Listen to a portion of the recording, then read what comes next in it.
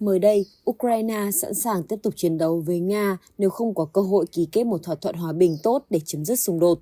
Tổng thống Ukraine Volodymyr Zelensky khẳng định trong cuộc trả lời phỏng vấn với tạp chí The Atlantic.